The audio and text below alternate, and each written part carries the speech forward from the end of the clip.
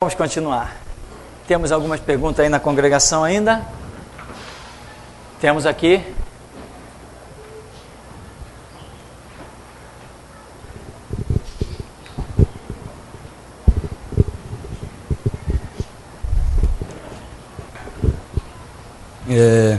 Sobre aquele assunto ainda, pastor, sobre o homossexualismo. Comentamos que foi proibido, né, nos trens e tudo mais, a pregação do evangelho, no caso. Queria saber quando também que eles vão levar para... Aí a irmã citou até que estava com filho, aí viu, né? Viu dois homens ali, e estava com o filho passando e o filho assistiu aquilo, o filho viu aquela cena ali. E proibiram o mistério ali dos trens ali. Eu queria entender também sobre até quando vai esse negócio de passeata gay aí que tem por aí, e quantas crianças ali que ficam naqueles prédios ali, se não me falha a memória, em Copacabana, fica naqueles prédios ali assistindo também aquela cena ali, bizarra ali. Até Exato. Quando isso daí vai também, que eles não vão... Exatamente. O que acontece? Isso que se iniciou, isso não tem data para parar. A grande tipologia que nós temos do arrebatamento da igreja, aquilo que sempre foi pregado na era da igreja como simbologia do arrebatamento, foi o quê? Quando Ló, sua esposa e duas filhas, né, são retirados de Sodoma e das partes de Gomorra. As duas cidades chamadas cidades impenitentes. O que é impenitente, né? Que nenhuma penitência cabia, ou seja, eram cidades que não tinham mais chance de remissão. Nenhuma penitência, nenhum sacrifício, nada poderia mais ser feito por essas cidades. Então, o que nós claramente detectamos que estava acontecendo na cidade de Sodoma e Gomorra? Homossexualismo. Quando os dois anjos que vêm visitar a Ló, antes da cidade ser destruída, esses dois anjos em forma de homem, quando eles entram na cidade e os moradores da cidade veem aquela cena, eles vão até a casa de Ló, bate na porta e diz assim: bota esses dois homens aí para fora, porque nós queremos conhecê-los, ou seja, essa expressão significa nós queremos manter relações sexuais com eles.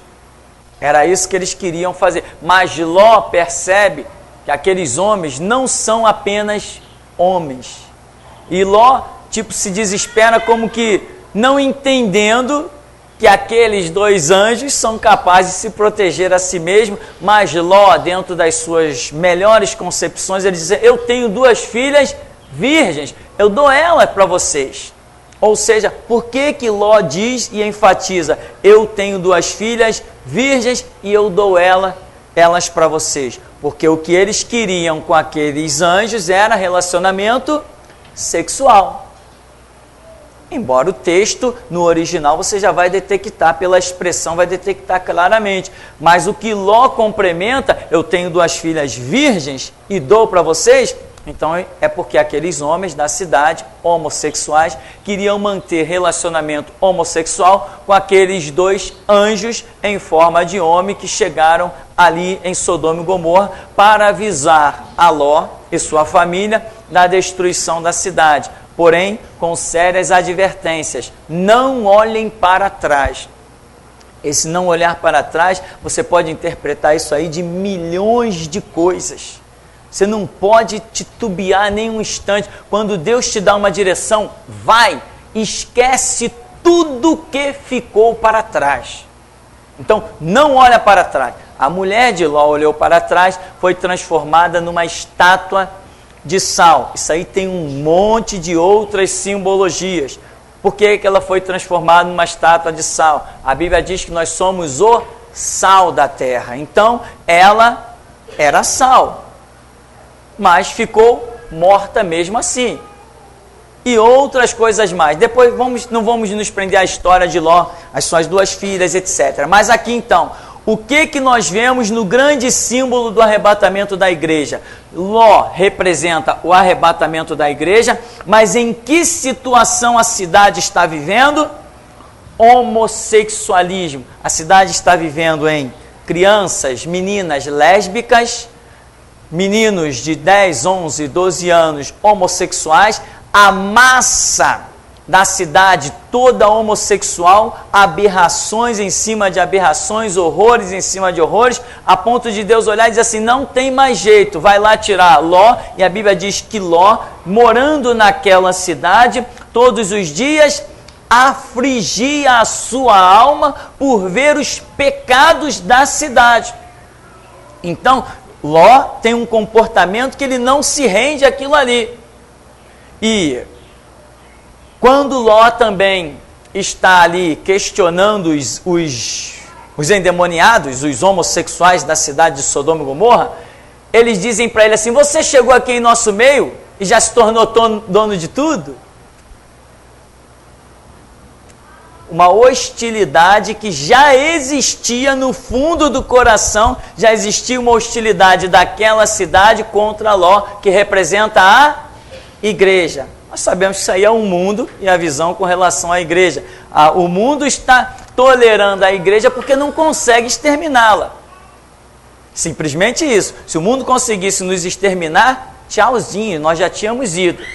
Mas enquanto o propósito de Deus não se cumprir. Então veja bem, como o irmão perguntou, até quando?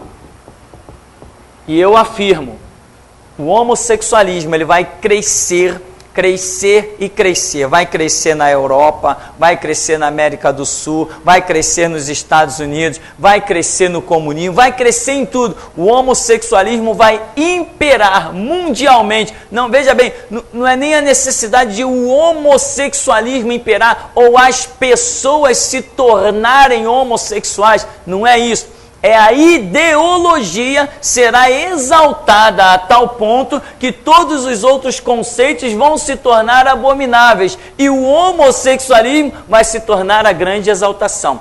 Neste clima é que a igreja será arrebatada. A tipificação, a semelhança do que aconteceu com Ló dentro dessa cidade. Então, quando se dará o arrebatamento da igreja? 2 mais 2 igual a 4. Não tem como escapar. Quando o homossexualismo se transformar numa ideologia aclamada, defendida pelas autoridades, pelos deputados, pelos vereadores, pelos juízes, que também já são lá, sabe-se lá o quê. Então, quando o homossexualismo estiver imperando, não necessariamente com pessoas homossexuais, mas com a defesa da ideologia, porque hoje você vê pessoas que não são homossexuais, não são lésbicas, mas defendem isso aí com todas as forças. Então, quando isso estiver acontecendo, nós estaremos na eminência do arrebatamento da igreja. Então, o homossexualismo vai e vai até o fim. Eu imagino que ele vai atravessar, inclusive, os 7 anos do reinado do anticristo. Depois, quando Jesus voltar no Monte das Oliveiras, depois desses 7 anos, quando Israel estiver em guerra, a chamada Guerra do Armagedon, aí Jesus volta e enfrentará o seu reinado de 1000 anos, e nós voltaremos com ele para reinar. Aí a história será diferente. Aí a história será diferente. Quando Jesus vier implantar o milênio, a autoridade estará conosco. Não interessa se o mundo vai continuar tendo exército, marinha, aeronáutica, polícia civil, PM, guarda municipal, ou sei lá o que mais que se criar aí, bombeiro, não interessa. Não interessa que eles tenham armas, tanque de guerra, quem terá a autoridade somos nós. Nós não estamos falando de força. O mundo pode ter toda a força. Nós teremos a autoridade. O que é autoridade? Um exemplo. Eliseu está no monte de Samaria lá, com Geazi. Quando Geazi sai, ele vê que um exército cercou o monte. A força cercou Eliseu. Geazi se desespera. Meu Senhor, o que vamos fazer? Eliseu diz assim, Senhor, abre os olhos dele, para que ele veja que maiores são os que estão conosco do que os que estão com eles. Quando Geazi olhou, viu ao redor do exército do inimigo carros e carruagens de fogo. E eu pergunto, o que esses carros e carruagens de fogo fizeram? Fizeram nada. Eliseu levantou a voz e disse assim: Senhor, cega todo mundo. Acabou, ficou todo mundo cego. Isto é autoridade que supera qualquer força. No milênio não terá tanque, não terá R-15, não terá metralhadora .50, M16, avião que decola verticalmente, helicóptero, bomba, não interessa o que terá no milênio, a autoridade estará conosco. Então, o homossexualismo, ninguém detém mais este mover. Simplesmente ninguém vai se render, a igreja não vai se render, vai seguir o seu trajeto, mas com consciência de que o homossexualismo, cada dia que passar, vai crescer. E quando ele estiver relativamente imperando, a ideologia principalmente, aí nós seremos, a igreja será arrebatada. Então, é até aí que vai o homossexualismo.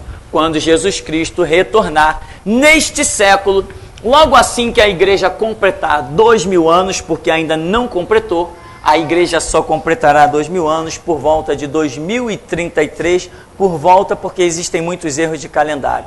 Quando a igreja completar 2000 anos de história e o homossexualismo estiver imperando, aí a igreja é arrebatada e Jesus Cristo voltará para implantar o milênio. E aí a autoridade vai estar conosco. Temos mais perguntas? Pastor, a paz do Senhor, a igreja. A minha esposa adicionou no Orkut colegas de trabalho, e um desses colegas ele é homossexual.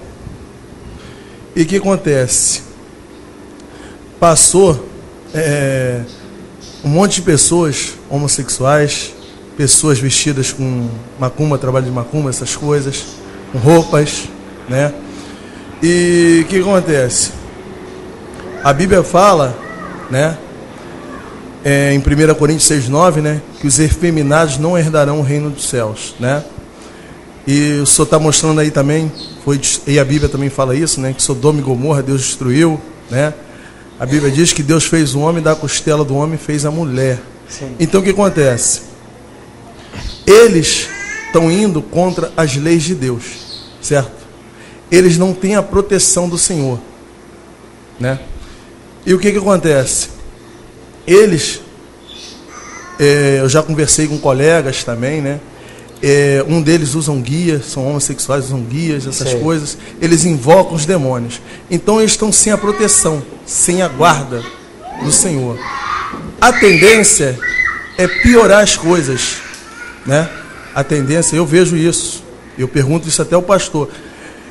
A tendência não é melhorar, não é solucionar o problema, é piorar. O que está acontecendo agora já estava acontecendo antes, só que agora tem a mídia. Antes não tinha essa mídia toda. Então, as pessoas estão escandalizadas. O senhor não acha que a tendência é piorar? Vai acontecer coisas piores? Sim, a tendência é piorar porque a profecia bíblica diz, quando Jesus, os discípulos perguntam a respeito do fim dos tempos, né? Fim dos tempos, chamando, querendo usar como referência o retorno de Cristo. Então, uma das palavras que Jesus deixa, que muita gente não tem atentado para ela, é quando Jesus diz assim: por se multiplicar, né? Multiplicar a iniquidade, o amor de muitos esfriará. Então, Jesus está falando até de pessoas se desviando, está falando de cristãos cujo amor vai esfriar.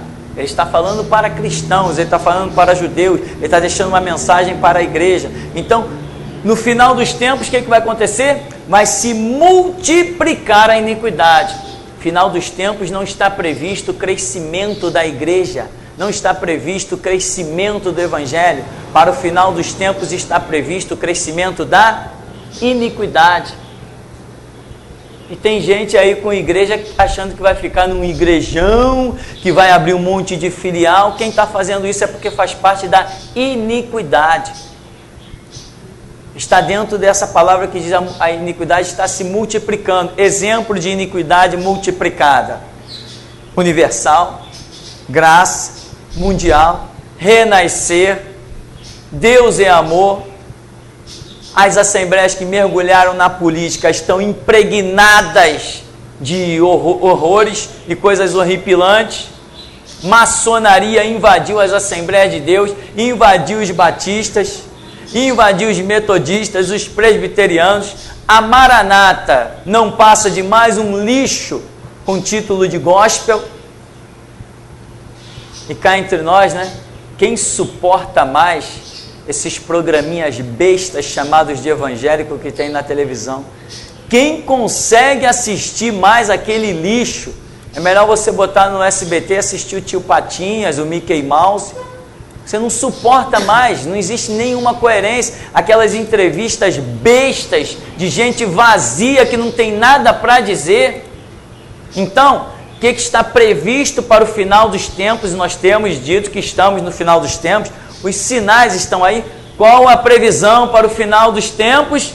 O evangelho dominar o mundo. O evangelho crescer. Olha, já somos 30 milhões de cristãos. Aonde que tem 30 milhões de cristãos? Na Universal? Ou na Deus e Amor? Aonde que tem 30 milhões de cristãos? Aonde que o censo está achando esses cristãos? Já sei, dentro da Igreja Católica, lá no Vaticano, só se for lá. Então, o previsto para o final dos tempos é a multiplicação da iniquidade e não o crescimento da igreja. Cá entre nós, não tem gente por aí vivendo de ilusão? Irmão, vamos pregar, vamos conquistar almas, vamos crescer, vamos alcançar o mundo. O que vai alcançar o mundo é uma visão, uma ideologia chamada restauração. É isso que vai alcançar o mundo. Não é a igreja crescer, espalhar e congregações. Não é isso. Não é isto. O previsto para o final dos tempos é a multiplicação da iniquidade. Então, conforme foi dito, o que nós vamos esperar acontecer? Crescimento do homossexualismo, né? Agora, não sei se já foi, a prostituição vai ser regulamentada como profissão, né? Não, porque agora a prostituta pode pagar autonomia. Eu acho que a intenção é outra. Eu acho que a intenção é arrecadar, né? Porque por outro lado também, quanta gente, mesmo sendo prostituta, não paga autonomia como se fosse uma lavadeira, uma diarista, uma costureira, uma faxineira, essas coisas. Quanta gente não faz isso? Porque chega lá na hora, ninguém pergunta qual a profissão, você bota o que você quiser.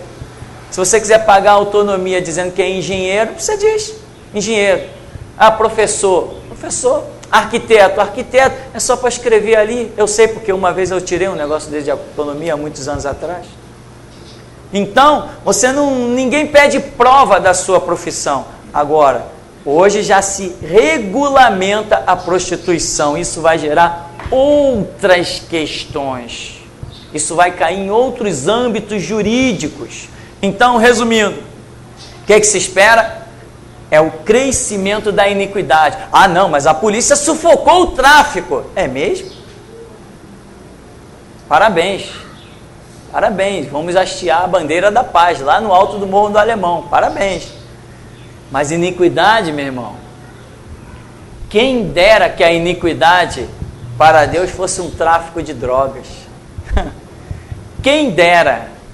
Quando Jesus Cristo veio ao mundo falando de iniquidade, quando Jesus Cristo veio ao mundo, morreu na cruz para resgatar o homem, não existia drogas, não existia tráfico, mas já estava se falando de chamar o homem ao arrependimento.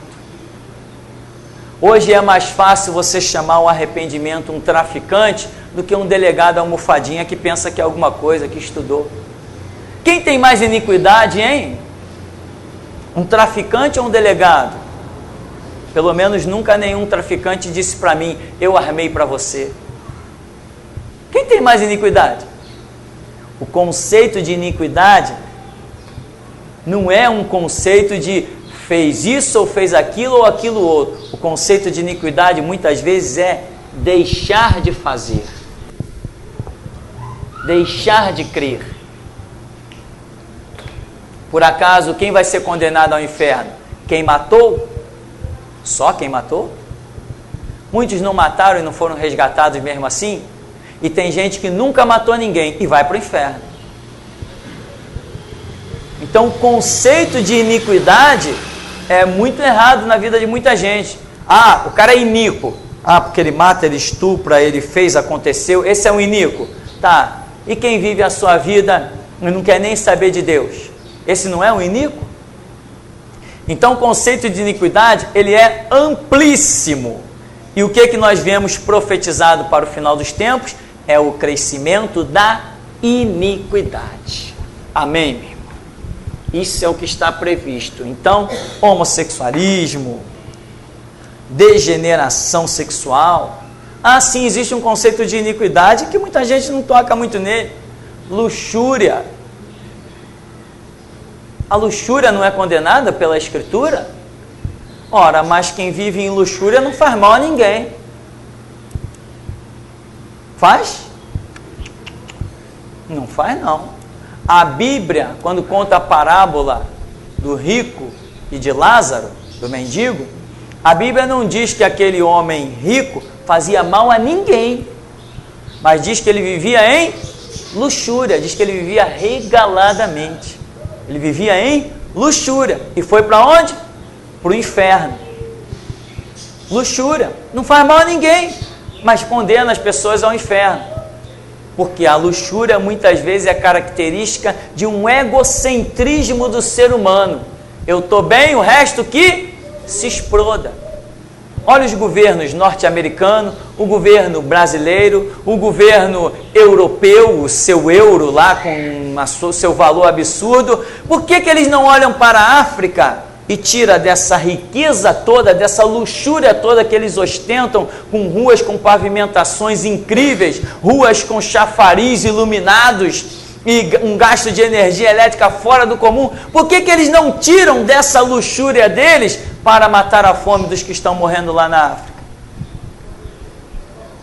Então, iniquidade não é só porque o cara matou, roubou, estuprou, assassinou, a mão armada ou a faca. Não é só isso que é luxúria. Não é só isso que é iniquidade. Iniquidade é um conceito muito amplo. Se você olhar a definição do dicionário, está lá um negocinho pequenininho, mas vai examinar o conceito que aquilo possa ser enquadrado. Então, era mais ou menos isso, sim. Biblicamente, a gente poderíamos comprovar que o homossexualismo é uma possessão demoníaca, ou também é simplesmente assim, é o pervertimento dos princípios naturais de Deus. E outra coisa, os biólogos, aí se vê na televisão, eles dando uma explicação, o argumento que eles usam para o homossexualismo, que no reino animal, sei lá quantos por cento, uma boa parte dos animais praticam o homossexualismo, né? Esse é um dos argumentos que eles usam. Então, por que o homem também não seria? O senhor pode dar uma palhinha sobre isso? Quantos já leram o estudo? Como é que é o nome daquele estudo? O homossexualismo, a abominação que anuncia o anticristo. Ah, sim. Homossexualismo, a abominação que anuncia o reinado do anticristo. Quantos já leram esse estudo? Nós distribuímos ele, né, aí na igreja toda, e ele faz parte também das nossas novas encadernação da apostila. Ele está na internet em português, em inglês, chinês, alemão, francês, espanhol e sei lá mais quantos idiomas, que se você acessar o site www.ogritodameianoite.org, lá tem idioma que não acaba mais, que aquele irmão lá, o Eric da Suíça, fez esse trabalho e colocou o negócio lá num monte de idioma, né? Inclusive chinês, que eu me alegrei muito, porque já é mais uma oportunidade de a gente estar invadindo a China de repente, né? Embora eu não consegui ler nada, não importa, não é para mim ler, é para os outros lerem, então ficou ótimo. Se eu quiser ler, eu ponho em português e vou seguindo. Aquele estudo fala sobre isso. E se você acessar esse estudo, homossexualismo, abominação que anuncia o reinado do anticristo, você vai detectar tudo. Então ali eu estou explicando, como a coisa é um pouco longa, o nosso tempo está correndo bastante, ali eu estou explicando que o relacionamento entre animais no reino animal não é uma coisa fixa, não é uma coisa duradoura, é uma coisa que leva apenas um período. Quando um leão usa outro leão num ato homossexual, é porque ele quer demonstrar a autoridade dele no bando, diante de todas as outras fêmeas. E agora, o absurdo que a ciência ou qualquer estúpido chamado homem possa fazer é comparar um animal a um ser humano. Por favor. Aí é extrapolar, é o camarada querer usar o vento como base para apoiar as suas teorias mais infundamentadas. Nunca que eu possa olhar um comportamento animal e trazer esse comportamento animal para o meio de uma sociedade como a nossa. Pelo amor de Deus. É dizer simplesmente o quê? Estou endemoniado. Se eu vou comparar o comportamento de um leão com o comportamento de um homem, tem que estar endemoniado. Na apostila do homossexualismo que a UFRJ, a Universidade aí do Rio de Janeiro, fez, ela traz uma pesquisa realizada com um grupo de chimpanzé. Aí depois pega o que está acontecendo com esse grupo de chimpanzé para tentar fazer uma comparação e seduzir as pessoas que lerem essa apostila para apoiarem e aprovar o comportamento homossexual. Imagina eu usar um grupo de animais para definir uma postura do ser humano. Meu amigo, eu invento geladeira, televisão, eu mando foguete para Marte e eu posso ser comparado a um chimpanzé? Nós criamos PC, nós trabalhamos com programas de áudio, vídeo, nós construímos casas, inventamos serralherias, inventamos siderúrgicas. Depois de tudo isso, eu ainda posso ser comparado comportamentalmente a um chimpanzé? A um leão? Só eles cujo diabo rege na cabeça deles para fazer essa comparação. Não tem sentido. Que nem tantas outras coisas da falsa ciência que tem por aí. A evolução dos seres, só porque um besouro evoluiu de um estágio para outro, aí agora querem dizer que o homem evoluiu do macaco. Caramba! Haja maravilhas da ciência, né?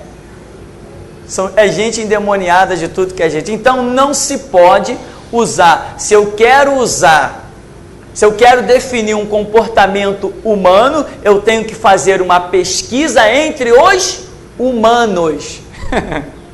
Eu não posso fazer uma pesquisa entre as aves, entre os leões, entre os elefantes, pegar o resultado dessa pesquisa e jogar no meio da sociedade. Só se eu fosse um bucéfalo, né? Aquele cara sem cérebro mesmo, só assim. Mas não é o que fazem por aí? É. E essa mentira de Satanás, porque o diabo é o pai da mentira, essa mentira não seduz um monte de gente? Seduz, claro que seduz, porque está escrito: conhecereis a verdade e a verdade vos libertará. Amém. Pastor, eu vi uma pessoa fazendo um relatório a respeito do Silas Malafaia, de tudo que ele combatia no passado, como por exemplo, mulher com título de pastora, que agora ele aprova, política que ele combatia no passado, que agora ele aprova, G12, que ele combatia no passado e agora ele aprova. Tudo isso. Com relação a isso tudo, hoje ele está combatendo o homossexualismo. O senhor também não acha que futuramente ele também não vai estar de braços abertos para o homossexualismo, até casando gays lá nas Assembleias de Deus? Né? Aí eu digo, né? Quem viver, verá, né? Porque se as pessoas mudam de opinião comportamentalmente, não sei, hoje uma coisa que ele reprovava, que eu lembro muito bem das pregações dele contra mulher, assumir púlpito, mulher pastora, hoje ele é o que mais faz, política, e tem fitas aí dele, igreja e política não se mistura. O título que mais me enobrece é de servo de Jesus Cristo, e coisas dessa natureza que o mundo todo viu, não foi só eu não. Inclusive teve gente que tentou ir lá na Central Gospel e comprar essas fitas antigas e foram excluídas, não faz mais parte do repertório. Por que será? Então hoje está combatendo o homossexualismo. Queira Deus que ele permaneça nessa posição todo o resto dos seus dias. Mas será que ele pode vir a mudar? Eu só tenho a dizer uma coisa: já mudou tantas coisas, eu não me admiraria se de repente ele te mudasse nessa também. Porque quando a visão espiritual vai sendo perdida, o que antes você tinha como errado, agora você passa a ter como certo, né? Os lapsos da visão espiritual, exemplo, Davi, o rei, olhou para Betseba, sabia muito bem que ele não podia possuir aquela mulher, se sabia. Olhou para o marido de Betseba, sabia muito bem que ele não podia mandar assassinar aquele homem, ele sabia muito bem. Mas são os lapsos, os problemas momentâneos da visão espiritual, quando ela se perde, sabe-se lá por quê. Aí resultado, adulterou, sabendo que não podia, e mandou assassinar um homem, sabendo que não podia. O resultado veio a cavalo, né? Assim que o menino nasceu, o profeta Natan estava batendo na porta. Ele, quem sabe se Davi não achou que era para dar um presente para a criança. Amém, meu? Então essa é a realidade. Sabe-se lá qual vai ser o futuro do Silas Malafaia? Hoje já identificamos um futuro muito ruim, porque misturou-se com a política é manchar-se com lama. Amém? Uma pergunta da Renata, pastor. Ela diz assim: estou estudando o segundo livro de Reis e notei que as notas de rodapé da minha Bíblia de Estudos, revista e atualizada, trazem informações que causam dualidade no entendimento.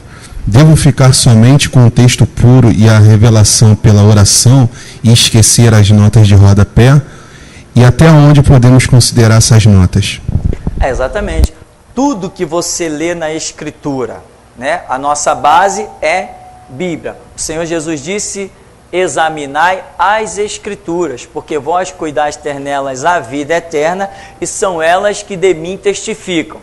João 5,39, né? Então, a Escritura é o nosso padrão, a Escritura é o nosso prumo, a Escritura é o nosso caminho. Agora, só por isso eu não posso ler mais nada? Não, eu posso. Existem livros belíssimos de arqueologia. Inclusive eu tenho até as fotos, parece, no computador, tem umas fotos lá em cima também, dos gigantes que foram descobertos. Homens que parece que tinham mais de 3 metros de altura, um crânio enorme, né? Ossos imensos. Está lá a arqueologia com fotos, com tudo mais. Então eu não posso ler nada disso? Eu não posso ler um livro que tente me mostrar uma tradução original do grego para o português ou do hebraico para o português? Claro que eu posso. A Bíblia diz: ouve tudo, retém o que é bom. O que é bom? O bom é aquilo que estiver em acordo com as Escrituras. Então eu posso ler tudo que eu quiser ler. Eu posso ler um livro de magia negra, eu posso ler o livro da maçonaria, eu posso ler o livro da Umbanda, da Quimbanda, do Candomblé, eu posso ler o que eu quiser, mas eu tenho que ter o prumo da Escritura. Se eu tiver o prumo da Escritura, eu vou saber discernir entre o verdadeiro e o falso, o certo e o errado. Então eu posso ler o que eu quiser. Por exemplo, tem um DVD de um rapaz que ensina música, o professor, é um ótimo professor, e a nossa filha, a Daiane, está estudando com esse DVD. Coloca lá o DVD e ela está estudando esse DVD, aprendendo a tocar teclado. Não está em curso, está aprendendo pelo DVD. E ele, o próprio professor, ele começa a ensinar e ele dá exemplos de músicas. Ele diz assim: olha, você pode não gostar dessa música, você pode não gostar desse cantor, mas eu estou te passando um princípio fundamental da música e estou usando isso aqui como exemplo. E ele só usa exemplos, ele provavelmente não é evangélico, só usa exemplos de músicas populares. Música desses cantores que estão por aí no sucesso, é sertanejo, é pop, é outras coisas mais. Então ele usa o exemplo daquela música. Então, não, esse cara está usando música popular, eu não vou aprender com ele não. Eu não estou me preocupando em aprender a música.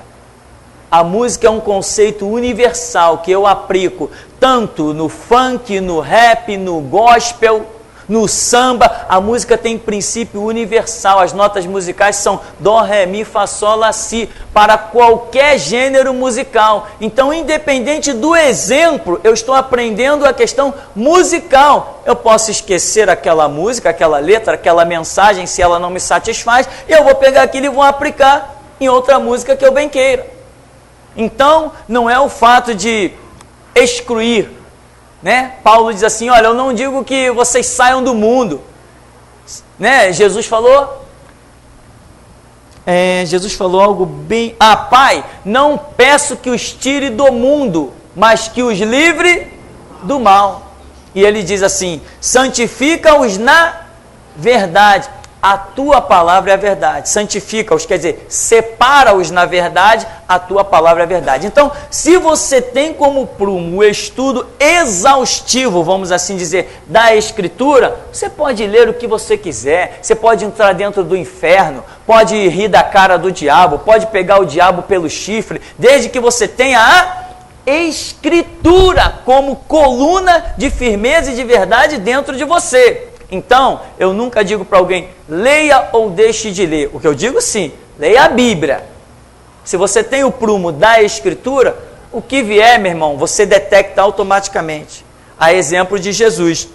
O diabo se apresentou a ele por 3 vezes, mas ele disse o quê? Não, está escrito. Eu não vou seguir o que você está me dizendo, porque tem umas coisas aí escritas que contrariam a sua proposta. Então você pode tomar conhecimento do que vier nesse mundo, desde que você tenha o filtro da Escritura para discernir entre o certo e o errado. É outra pergunta da Renata, pastor. Ela diz assim, estudando o seminário de Apocalipse, percebemos que a grande tribulação, os selos, etc., terá como alvo o homem.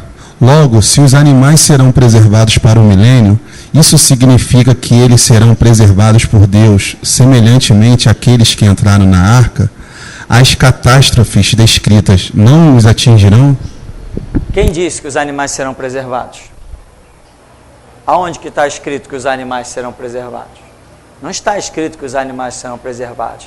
Ao contrário, está escrito em momentos em que morreu a 1/3 dos animais, e não sei o que, dos seres viventes, etc. A grande tribulação é algo que virá sobre a terra, não vai escapar nada nem ninguém. A grande tribulação é a ira de Deus, é o derramamento da ira de Deus sobre a terra e a permissão do próprio Deus em que o diabo consiga realizar toda a sua operação em o máximo, o que é representado por 1/3. A Bíblia diz, né?